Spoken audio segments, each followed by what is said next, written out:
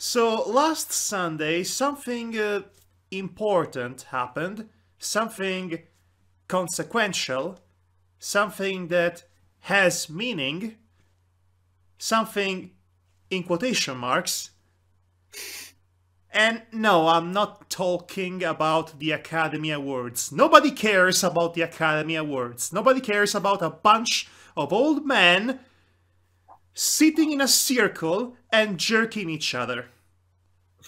Both metaphorically and literally, I assume. Yep. It's their lifestyle, I'm not judging. Yeah. No judgy.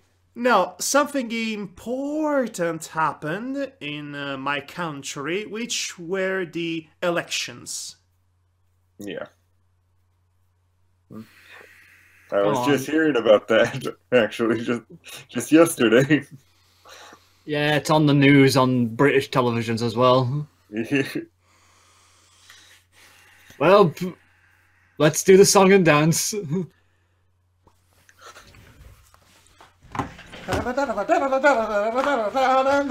You're not Irish! You're not Irish and Russian!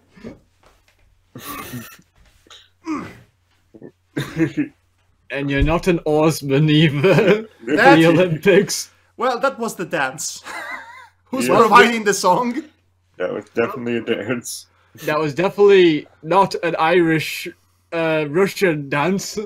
It was whatever came to mind dance.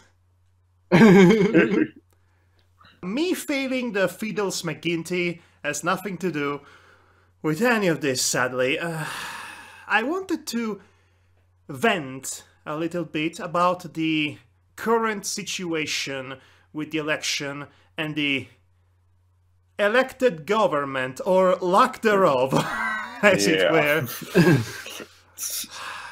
But in order to do that, I have to somehow explain to you how the electoral system works and basically how Italian politics usually work. And by that I mean they don't, but let's pretend they do. Let's just call it a nightmarish mess and everybody will understand instantly. It is a nightmarish mess, but in ways that one could not even possibly fathom. You know that bureaucratic dystopia depicted in the film Brazil? Yeah. It's worse.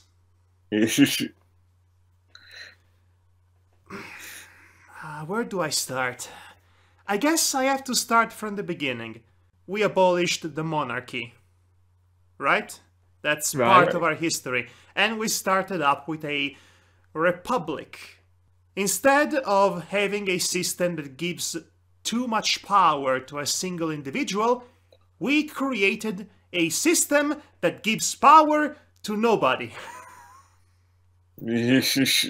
Right. With a few exceptions here and there. And they're all bad examples, by the way. So, we have parties in Italy. Not 2 parties, not 3 parties. As of this election, 11. Yeah. I counted 11. Well, plenty of choice there. Yeah. You'd think so, but no. In reality, the only choice is between 3. When we go to vote to decide a government, we are not just voting one individual and the party they represent. No, we are essentially determining positions in the Senate and the Congress, which is more or less how every election works. We are not voting a individual in power, we are voting a party. And the individual that happens to run that party, then we'll get to run the majority of various Senate and Congress seats that they happen to garner. That's not just a way we determine a government, that's also a way in which we determine political opposition. Right. Okay, So it sounds similar to Britain with how their politics work with the whole... It's a fairly tried and true system all around Europe, as far as I know. Yeah, they also do it a little bit in Canada as well, as we put into representatives. All our sectors basically go towards the Prime Minister's role. You don't have 11 parties, though, do you? We have 4. Well, 4 is a reasonable number. While in my country, we have 3 parties, which are the main 3, and you always have 2 random ones, and 1 complete lunatic who tries to pawn off some sort of, like, title of, oh, we are the complete loony party, vote for us! I am not joking. I am not joking. One year we had that. The bar. Oh, you think that's weird? You think that's bizarre? Son, hold my beer that I don't have. Yeah, I know. Hold my bottle of water. There it is. Okay. I'm going to tell you stories. Please do. So the last time we've had a solid government that lasted all of its 5 years of mandate. The last time we've had that was 2001. It not was too far off. Yeah. Not too far off. It's 2001. Yeah, it's a decade ago. The last time we've had an actual government that lasted all the 5 years it was intended to was in 2001. And it just happened to be the Berlusconi government. Ah, right, yeah. Oh. There's a guy who basically made a song about how great he is and had a bunch of women sing about how great he is. That's the guy. It's the guy that went into politics to escape debt and fiscal prosecution, which is more or less the same pattern for every capitalist that ends up in politics. Donald Trump! Yeah. He was good at the political game in coming out on the stage, all smiley. Look at me, I'm such a good guy, vote for me. Hey, hey, hey, paisano. And it is actually from Milan, not from Naples, so the paisano part is completely inappropriate. But that's for me to know and for you to don't care. So he ruled Italy for 5 years, and it was a straight-up totalitarian regime. He censored everyone he didn't like. A lot of satirical comedians and journalists lost their job because he didn't like what they had to say. And that was the Berlusconi government. Now, he would end up being elected again a few years down the line, but that government of his would only last a couple of months, I think. Yeah. Okay, so the 2001 Berlusconi government was his second government. Right. Right. Out of 3. The first one was in 1994. That only lasted 6 months. So the problem that we have in Italy is that governments don't tend to last all that much. Yeah. Not a stable foundation by the sounds of things, to be honest. Not a stable foundation.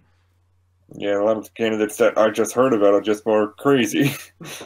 So, the Berlusconi government screwed us over big time with the economy, and we never were able to recover from that.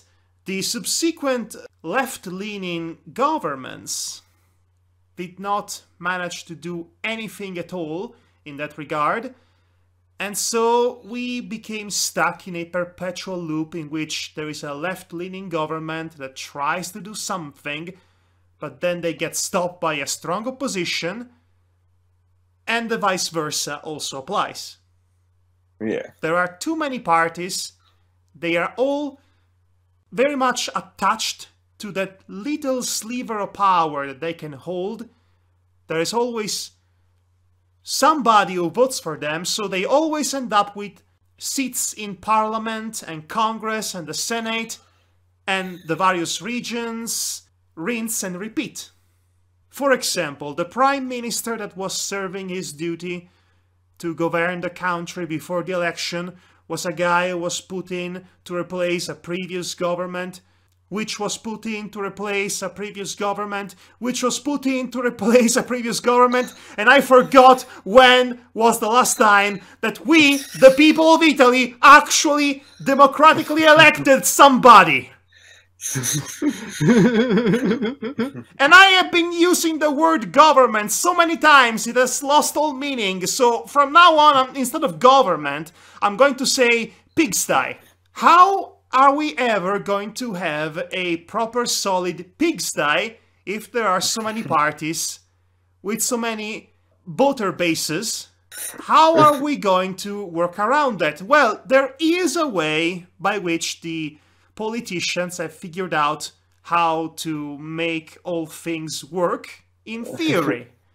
Enter the coalitions. Oh no. The coalitions are pretty much wrestling stables in that regard. They are formed out of nowhere between people that share a ideal, center-left coalition and a center-right coalition. Those are the two big coalitions. But, just like a wrestling stable, members of such coalition keep changing, and therefore there isn't a solid foundation. There are constant backstabbings and betrayals, and people moving out and people moving in. Sounds like a drama. The political drama is a soap opera. So, this year, like every year in which there are elections, there are the two big coalitions. The right-leaning one, the left-leaning one, and all that.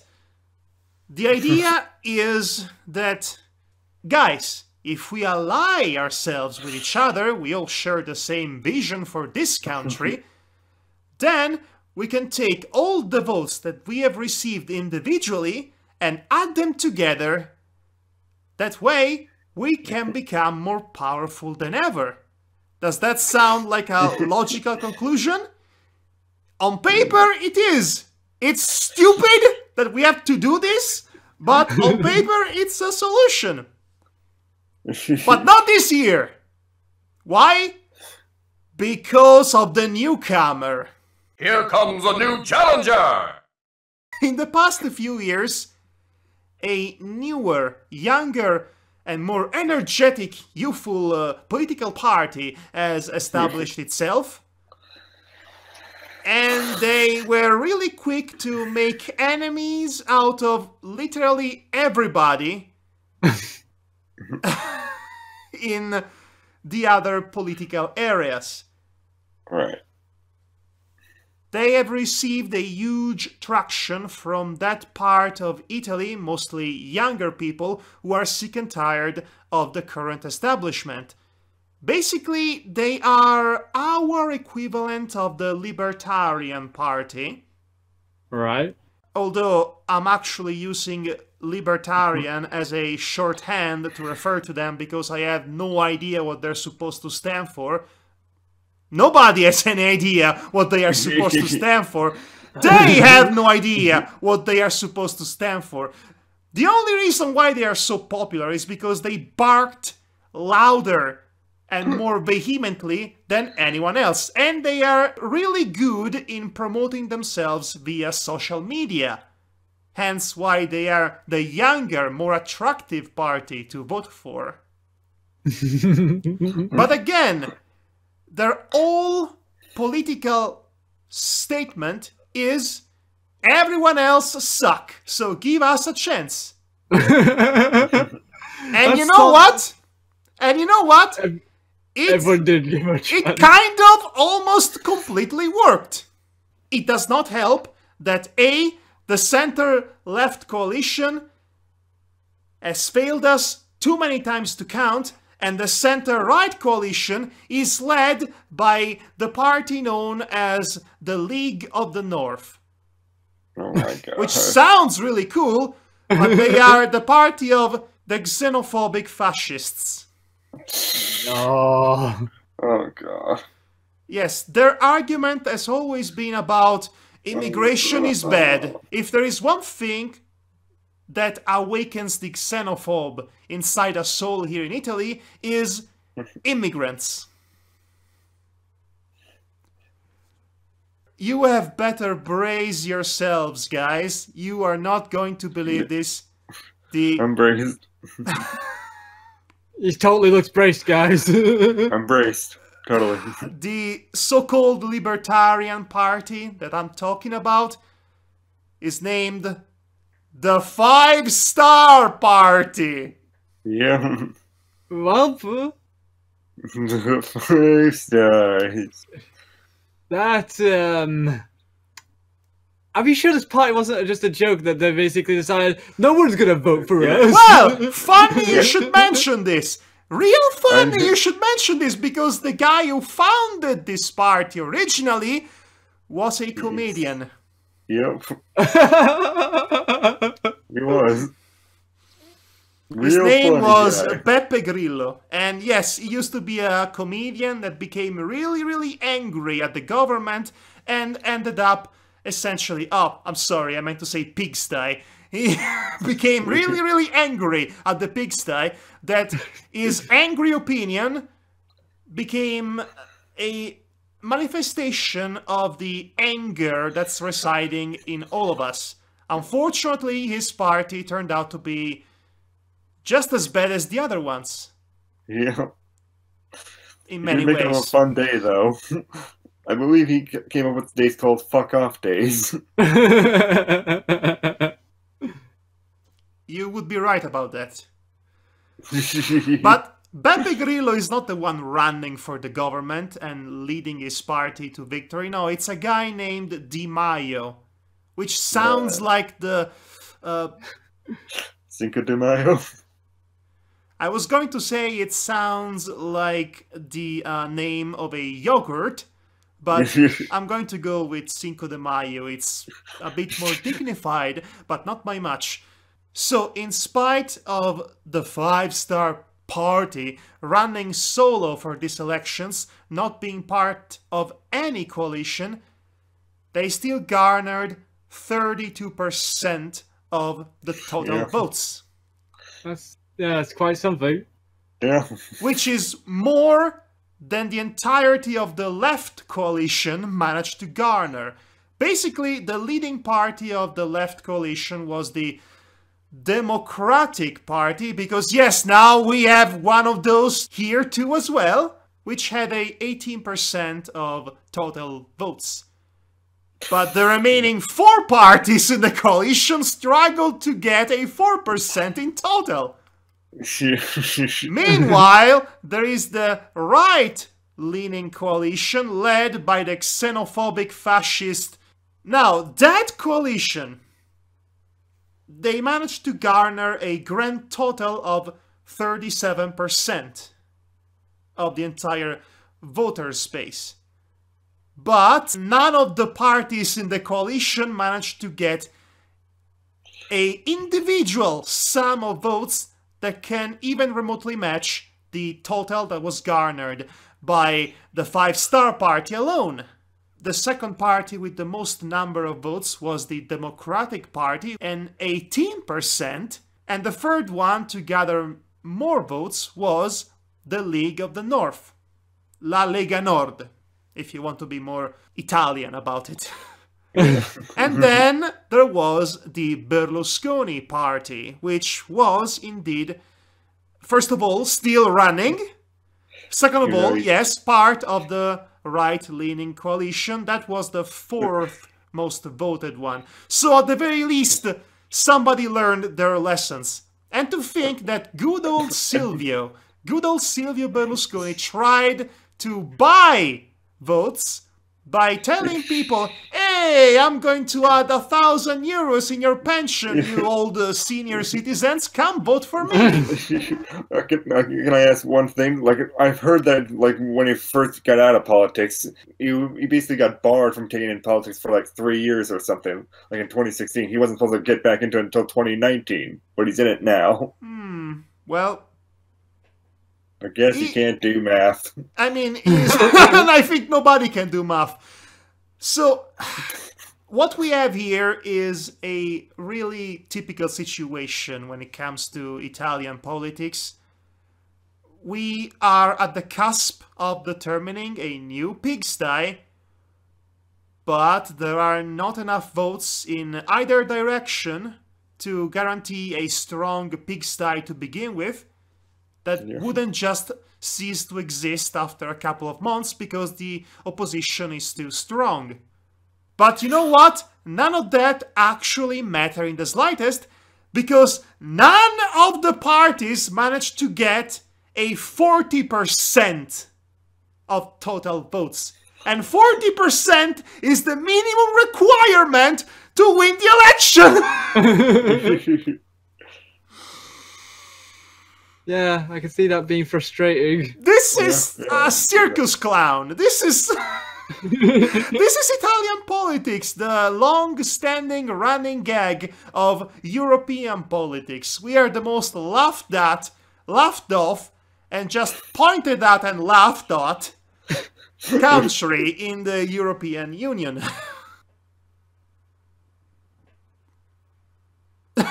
To recap one final time, this year the choice was in between the faction of kill all immigrants, the faction of everybody sucks but us, and the faction of hey, we exist, please vote for us. Yay, we are the left, so strong you guys, completely obliterated the left was. Oh, there was technically one more choice, but nobody cared about that. It was the choice that said, we are going to illegalize pornography. Yeah, no one cared about that. 0 point something %. Yeah. Wow. Really sad. It's a sad state of affairs. Indeed. Must be the season of the witch. Must be the season of the witch. Oh, must be the season of the witch.